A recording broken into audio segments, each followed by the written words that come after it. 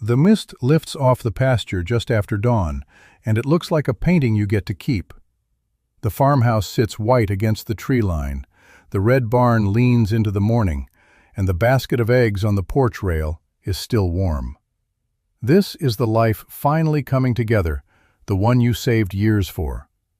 But that first basket of eggs, once you tally the plot and the season behind it, cost more than dinner out for two. The deed had their names on it, and the deed was the only paperwork they'd actually read. So they planted a garden in the new soil and waited to see what would come up. 1 week later, the same yard tells a different story. A week on, the seedbed sits soaked and cold, the rain with nowhere to drain. A full day after the storm, rainwater still stands by the porch steps, going nowhere. Here's the deal before we go further. Real numbers and the tests that work. Nothing dressed up. No postcards. No sunset mantras. And no scaring you off a good life either. Just honest numbers, spoken plain. The tests that actually work. And how people learned all this the hard way. Farm by farm. Decade by decade. We'll walk the land, the water, the animals, the money. One question at a time. Because the land keeps its own books, in root and water and clay, whether you read them or not. And this couple never opened it. They read the price, the house, the postcard view. They never checked the one thing that decides whether any of it will feed them. Under this exact patch of grass, right where the garden should be pushing up, sits something they never tested for. It's quiet now, but it's costing them. The bill comes due underground, unseen. So what, really, is sitting under the grass, right where the garden should be? Green grass fooled this couple the way it fools every buyer who never picks up a shovel first. A lawn looks fine because the house is standing and the color is right. But a plot can pass every glance and still fail the only test that matters. So the couple stopped admiring the lawn and started digging into it. Here is the test the realtor never mentions. Dig a hole about a foot deep, fill it with water, and time how long it takes to drain. If the water is still sitting there several hours later, the ground is telling you plainly that it floods. That waiting puddle is the land keeping its own honest ledger, long before you plant a thing. 2 feet down, the shovel stopped against hard clay, the layer that had drowned the garden and flooded the porch. Nothing green can push its roots through a barrier packed that hard. It can take years of good soil, layered on top, before a single carrot gets through. The dead bed and the flooded yard were never two problems, one thing, buried in plain sight. Then the county land record explained why. The field had been drained wetland before anyone ever called it a lawn. That history never shows up on a walkthrough with a realtor. It shows up in old maps and county files, if you think to pull them. This is not a new mistake. People have bought dead ground before. In 1862, the Homestead Act gave land near free, and many who never checked the ground lost it, to drought, distance, and dead soil alike. The offer was generous. The soil didn't care. 3 checks, done in an afternoon, before any offer is signed. The couple walked their new garden rows in high summer, already counting jars for the winter shelf. They had penciled it in over the kitchen table. Potatoes, beans, squash, enough to feed the two of them clean through the cold months. Their whole plot, worked hard all season, fills maybe a third of the shelf they'd cleared for winter jars. Picture a garden the size of a tennis court, near 3,000 square feet, doing its best, and still short of a full pantry by frost. That's the number that empties more root cellars than any drought. The pantry doesn't lie, but the seed catalog surely does. The costs hide in the small print. A third of any seed packet may not sprout. Miss the frost date by 10 days and you lose 6 weeks flat. So you plant more than you need, and you plant it later than you hoped, and the ledger tightens. But this problem is old, and someone once solved a piece of it on purpose. During the Second World War, Victory Gardens turned backyards into real food, growing by some estimates near half the country's fresh vegetables. That was organized planning, not enthusiasm. Even then, the gardens fed people through the season, not the deep of winter, and never without work. Here's the hinge. Yield rests on the soil test, shovel in hand, not on hope from the seed rack. The couple's rows were thin, and the reason ran 2 feet down, in the same clay that drowned their porch. So what happens when the harvest comes up short, and the root cellar shelf is already half empty before the snow? Somewhere between the failed garden and the first frost, the couple decided the animals would be easier. A few hens, 1 friendly goat, the kind of livestock that supposedly takes care of itself. It doesn't, not simply. The sack empties whether the birds lay or not. A hen eats like a boarder who never pays. Their goat earned its keep in May, chewing a blackberry thicket down to bare canes in a week. In June, the same goat found a cracked fence board and walked straight into the tomato seedlings. 1 board short. That is the whole margin. Predators keep a stricter ledger. They collect without warning and never miss twice. A coop that isn't latched right loses birds in the first season, and the loss doesn't announce itself. You just find an empty run one morning and a fresh line in the notebook where 2 hens used to be. So the fencing is the real animal you're raising. Wire, posts, a latch no raccoon can work.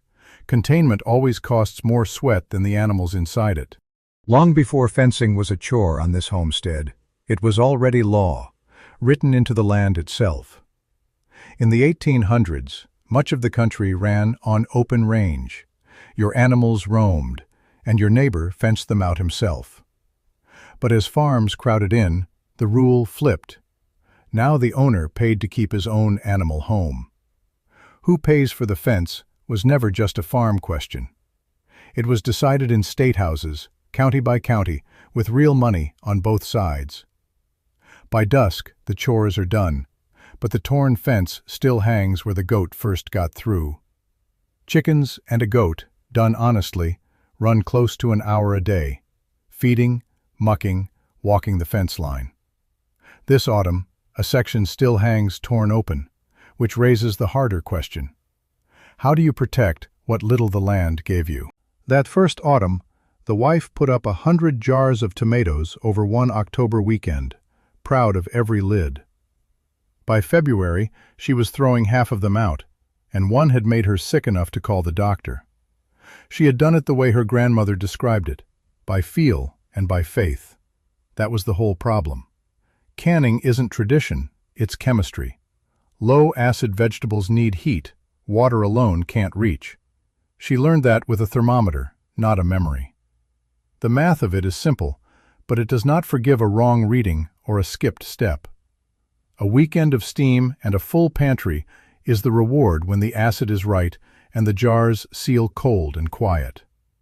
Do it wrong, and the same shelf grows something you cannot see, taste, or smell before it reaches you. The difference is not luck. It is proper acidity and a gauge that reads the truth. Old cookbooks skipped that line because everyone already knew someone who had gotten sick. So, write the acid down, write the temperature down. Below her kitchen sat the other half of the answer, dug into the hillside. 5 feet of packed earth holds a steady chill without a single watt of power. That carried depression families through winter. Cool, dark, and dry, keeps a barrel of potatoes long after the last frost. The method has a birthday.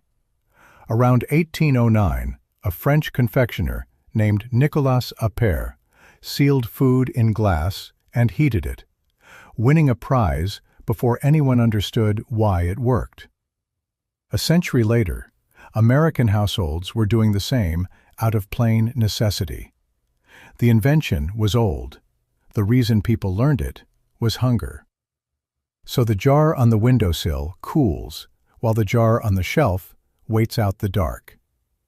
Then one evening, She reached for the cellar flashlight, and it was dead. The couple's first dark night on the land. So what actually happens on this land when the power stays out for days, not hours? By now that Vermont couple knew dead soil was only the first bill, this was the third or fourth to land. A late autumn storm cut the power, and this time it was the workshop lantern that wouldn't catch. He stood in the dark by the barn, where a stranger had bolted up solar panels the year before. Nice panels. Nobody had told him they needed watching too. That is the part the brochures skip. Off-grid does not mean free. It means the repairs are yours. A solar setup or a generator costs real money up front. Then it wants upkeep the same way a wood stove wants its chimney swept. Panels lose output when snow and grime cake them over. Batteries fade. Skip the oil changes, and it dies on the coldest night. No truck climbs an iced road at 2 a.m. So you learn the tools, or you sit in the cold and wait for a sunrise. People forget how new, dependable power really is out here. In 1936, the Rural Electrification Act wired farms that had sat dark for decades. Those families did not wait to be rescued. They formed cooperatives and dug the pole holes by hand. Walk away from the grid lightly, and you inherit every one of those jobs yourself. The wiring, the sharpening, the cold weather startup, all of it falls to the owner, tool in hand. On this couple's workbench, the receipts were already stacking up, unpaid, one repair after another.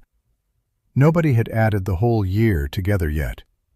So what does 12 months on this land actually cost? At their kitchen table in early winter, the couple finally adds it all up. There is a myth that gets people to this table in the first place, that a homestead pays for itself once the garden takes and the animals settle in. So they wait for the year the land finally turns a profit. It does not come. A small plot rarely earns back its costs. Compost, fencing, and repairs pile up faster than any harvest. Remember the truck of imported soil that plot needed just to start growing anything. Fixing dead ground with compost and topsoil can cost several $1,000s before one vegetable grows. The house was supposed to be the whole value of the deal, land included for free. Once they priced the drainage work and the clay underneath, the farmhouse cost far more than its sticker. None of this is new, and none of it is this one couple's fault alone. In the 1960s and 70s, a whole back-to-the-land movement pointed idealistic families toward exactly this table. Most of those families were gone inside 5 years. The land sold on before it ever paid them back. Not because they were lazy, and not because they stopped loving the view. An unexamined budget beats a good dream every single time. So the honest reason most people quit the homestead is not weakness at all. It is a column of numbers nobody ran before they signed. The ledger book closes on the table, its cover worn soft at the corner. What does it say on the first page? The one they never opened before they bought. The same couple is standing on a different plot now, a Vermont pasture going gold in late autumn. The house is still the pretty part. But this is a second plot, bought after Vermont taught them. This time they dig first. One of them digs a foot-deep hole, fills it with water, and waits. Water still sitting hours later means this ground floods. The other scoops soil into a jar, adds water, shakes it, and sets it on the truck's dashboard to settle overnight. By morning, the sand, silt, and clay have settled into stripes, showing them what they're standing on. Then, they pull the county land record before anyone talks price. That old file shows if this field was once a sprayed orchard, a dump, or drained wetland, history no agent mentions. So here is the honest arithmetic of the whole thing. A real test costs you one afternoon and a mason jar. Skip it, and you'll pay thousands for trucked-in compost, then wait years for roots to reach past the clay. Look at that pasture again. Same postcard, but now you can read its price. The clump of dry, cracked soil in your hand isn't a curse anymore. It's a sentence in a language you finally speak. They don't say any of this out loud. The shovel, the jar, the county file say it for them. And if that math doesn't fit your July, staying put is a good decision too. Every plot writes one line you can't skip, the line that comes due in July. The land keeps an honest ledger, whether you're watching or not. Standing on a new plot right now, which line of your budget is the first one that won't survive July?